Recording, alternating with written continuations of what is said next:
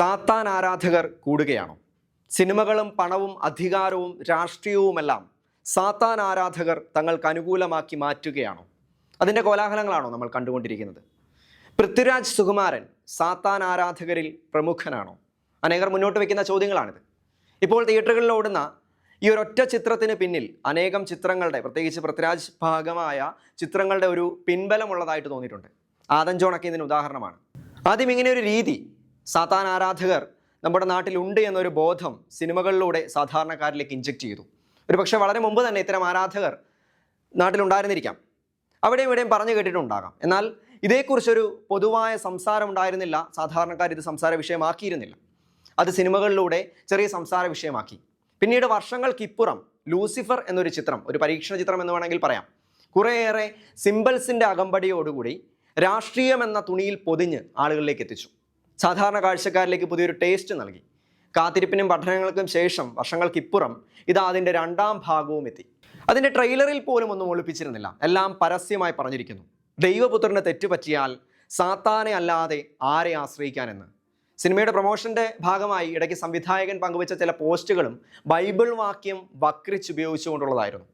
ഇതിനിടയ്ക്ക് ഒരു സിനിമയിൽ കൂടി പൃഥ്വിരാജ് ദൈവപുത്രൻ്റെ പേര്, ഈശോ എന്ന പേര് ഉപയോഗിച്ചിട്ടുണ്ട്. ഇപ്പോൾ ഇന്നത്തെ സംസാര വിഷയം ഈ ചിത്രമാണ്. അത് പകർന്നു വയ്ക്കുന്ന യഥാർത്ഥ രാഷ്ട്രീയം എന്താണ് എന്നുള്ളതാണ്. തീർച്ചയായും ഒരു കാര്യമുള്ളത്, എത്രയൊക്കെ കോലാഹലങ്ങൾ ഉണ്ടായാലും ഈ ഒരു ചിത്രത്തോടു കൂടി ഇത് അവസാനിക്കില്ല എന്നുള്ളതാണ്. മറ്റൊരു കാര്യം ഉറപ്പുള്ളത്, യേശു എന്ന നാമം, ഐ റിപ്പീറ്റ്, സാത്താൻ ഭയക്കുന്ന, സാത്താന് കേട്ടാൽ അരോചകമാകുന്ന യേശുക്രിസ്തു എന്ന ഏകരക്ഷാനാമം ഇതുവരെയും അറിയാത്തവർ ഇനിയും അറിയും. തിന്മയുടെ ശക്തിക്ക് യുദ്ധം ചെയ്യാൻ, തിന്മയുടെ ശക്തിക്ക് ഹീറോ പരിവേഷം കൊടുക്കാൻ യേശുക്രിസ്തു എന്ന ഏകരക്ഷാനാമത്തെ അവഹേളിച്ചേ മതിയാകൂ എന്നുള്ളത് നമുക്കറിയാം. ഇതെല്ലാം ഈറ്റുനോവിൻ്റെ ആരംഭം മാത്രമാണ്. അവർ നിങ്ങളെ പീഡനത്തിന് ഏൽപ്പിച്ചു കൊടുക്കും, അവർ നിങ്ങളെ വധിക്കും, എൻ്റെ നാമനിമിത്തം സർവ്വജനങ്ങളും നിങ്ങളെ ദ്വേഷിക്കും, അനേകർ വിശ്വാസം ഉപേക്ഷിക്കുകയും പരസ്പരം ഒറ്റിക്കൊടുക്കുകയും ദ്വേഷിക്കുകയും ചെയ്യും. സത്യവേദ പുസ്തകമായ വിശുദ്ധ ബൈബിളിൽ ഈശോ പറയുന്നതാണിവ. പലതരത്തിലുള്ള പ്രതികരണങ്ങളാണ് ഓരോ ഭാഗത്തു നിന്നും ഈ സിനിമയെക്കുറിച്ചും ഇതിൻ്റെ അണിയറ പ്രവർത്തകരെക്കുറിച്ചും വന്നുകൊണ്ടിരിക്കുന്നത്. ഒത്തിരിയേറെ പോസ്റ്റുകളും വീഡിയോകളും ഒക്കെ നമ്മൾ കണ്ടുകൊണ്ടേയിരിക്കുന്നു. ഒരു വ്യക്തി തൻ്റെ അഭിപ്രായം പങ്കുവച്ചത് ഇങ്ങനെയാണ്: പൃഥ്വിരാജിൻ്റെ സാത്താൻ സ്നേഹമാണോ കപട ക്രിസ്ത്യാനിയുടെ കുർബാന അവഹേളനമാണോ ഭീകരം? ഈ ഒരു ചോദ്യമാണ് അതിൻ്റെ തലക്കെട്ട്.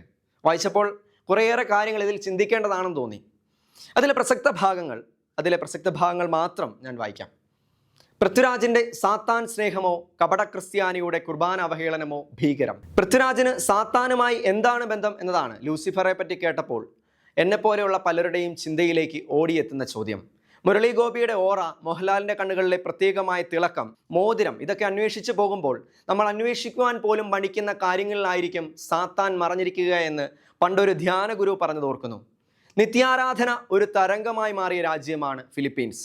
അവിടെ ആരാധന തുടങ്ങിയ ഇടവകകളിൽ തിന്മ ദുർബലമാവുകയും അന്ധകാരത്തിൻ്റെ പ്രവർത്തികൾ വിട്ടുമാറുകയും ചെയ്തത് ലോകമെങ്ങും ചർച്ചയായ കാര്യമാണ്.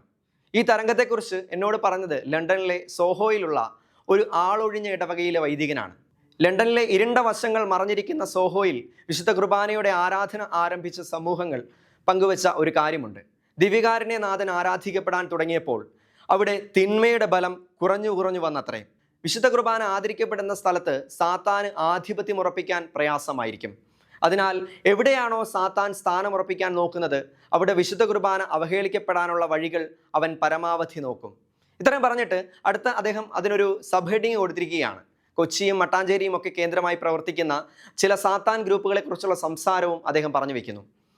അവിടെ സാത്താന്യ ആരാധനയുണ്ട് എന്ന് എല്ലാവരും പറയുന്നു. എന്നാൽ നാൾ വഴികൾ ഓർമ്മയുണ്ടോ?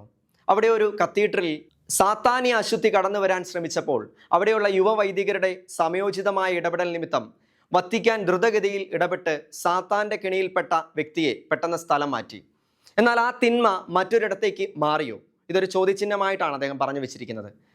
തുടർന്ന് അദ്ദേഹം പറയുന്നു, ആലപ്പുഴയിലും വൈദികരുടെ സത്വരമായ ഇടപെടലിൽ സാത്താന്യ കേന്ദ്രങ്ങൾ കൂടും കിടക്കയും എടുത്ത് ഓടിമറഞ്ഞു.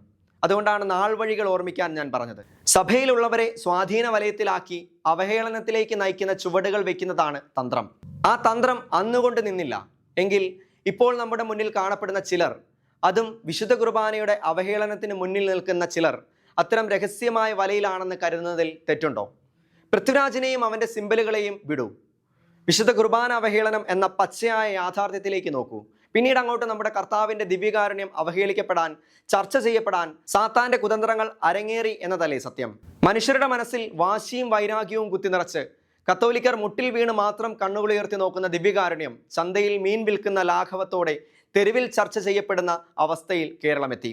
ഇതിൻ്റെയൊക്കെ പിന്നിൽ പ്രവർത്തിക്കുന്ന വ്യക്തികളുടെ കണ്ണുകളിൽ, മോഹൻലാലിൻ്റെ കണ്ണുകളിൽ കാണുന്നത് പോലെ ഭാവമാറ്റം പക്ഷേ വിശ്വാസികൾ കാണുന്നില്ല.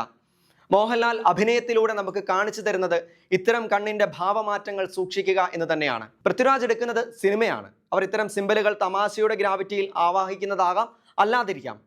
പക്ഷേ ഞാനൊന്ന് പറയാം, പൃഥ്വിരാജിൻ്റെ സിനിമയല്ല, ക്രിസ്ത്യാനിയുടെ കുർബാന അവഹേളനമാണ് കേരളത്തിൻ്റെ അന്തരീക്ഷത്തെ മാറ്റാൻ പോകുന്നത്.